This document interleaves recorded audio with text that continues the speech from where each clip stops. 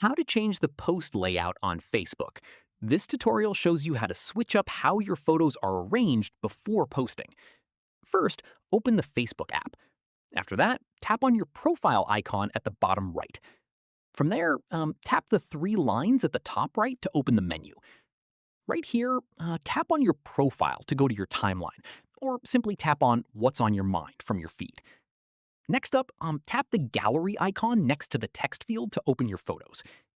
Moving on, select multiple photos from your gallery that you want to include in your post. From here, once you've selected everything, tap Next to proceed to the post editor. After that, on the next page, your photos will be displayed in the default layout. Look at the top of the photo and you'll see an Edit button, and right beside it, a Layout button. Tap on Layout.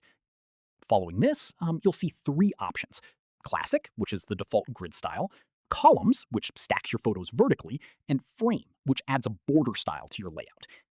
Next, tap on whichever layout you prefer, and you'll see a live preview of how your photos will look when posted.